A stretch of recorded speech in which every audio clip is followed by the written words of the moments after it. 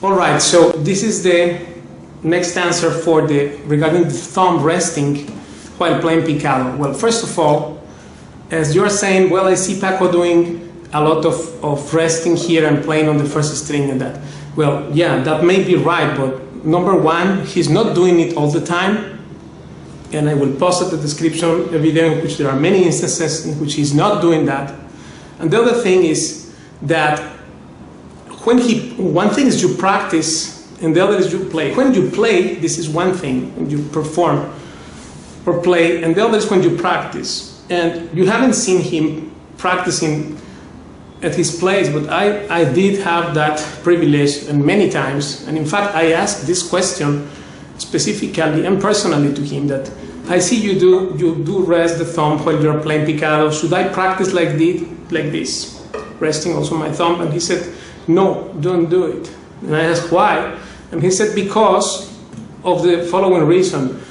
If you become used to having say a nice balance in the best case, which doesn't happen, because if you practice the wrong way, how you will get a nice result. But let's say that you get a good balance out of resting with your thumb, and then you play on the first string or second string resting here, and then you feel okay. What would you do when you have to play on the fourth or fifth strings?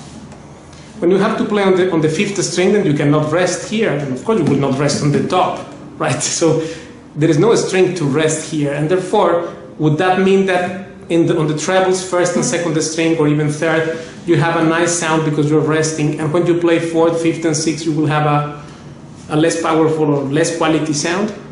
Would you sound wrong on the basses and right on the trebles because of this resting thing? Because here you cannot rest. So this is number one question. Therefore, that is the argument that you need to rest is so much inconsistent with this logic, because it doesn't make sense. If you rest, and even if you rest, there are different ways to rest also. The specific passage you come from, it also will tell you that, because if I need to do and then I need to play this, of course I am here, so it depends on which passage came before and how you do it also. Resting may happen in different ways. One of the most aberrated ones will be to push down. This is extremely wrong. Up to this point, this is pushing it down, and this is creating, of course, tension in the inner muscles here, which will hamper your speed playing on the fingers. And it's a physical fact that in the tendons and the muscles, if I push down here, these fingers doesn't work same like if it's free. Then another thing is that the way you are resting the thumb may be rest from half of the fingerprint where I have this mark here, like this. Or it may be pushing down, or it may be pushing outwardly, like this. Or pushing inward, maybe that also, inward or diagonally. Or half pushed toward the fifth, or half or less, or just resting. Or it may be resting from this point instead of this, from the external part of the thumb, like this. So how you are doing it, is it sided or is frontal? All that, it matters. So you cannot say, oh, I see he's resting. Yeah, but how he's doing it? You don't know which passage he came from. And the fact is that I did ask personally him this question, that should I rest the thumb? And he said no.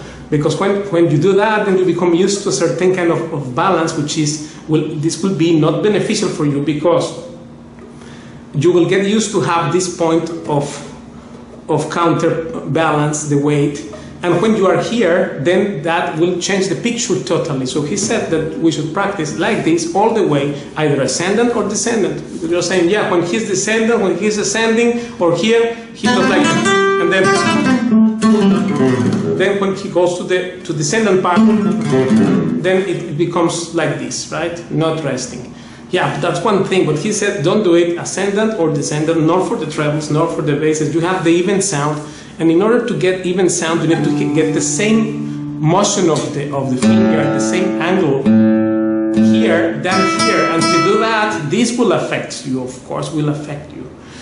And then, most important aspect is that one thing is to practice, and the other is playing. When you play, then it depends on the particular moment, on what you are doing, on what will come after this Picado thing, what you are playing, if it has any bass involved on there, the passage, particular passage you are playing, and many other things, and also how you are resting, because this is wrong. And then, of course, there are other ways, which if I just put the thumb here, then it may not affect me, but this thing and this, it alters the way that the tendons are. And he said that we have to have all the way from sixth to first string, ascendant and descendant, the same position and the same attack of the strings. That's what he told me personally. Therefore, I'm telling you, if you want to follow this technique properly, then when you practice, don't do it, at least when you practice. And the other thing is that the last thing we can do is that say, and this scientifically we can say, because it's not necessary actually.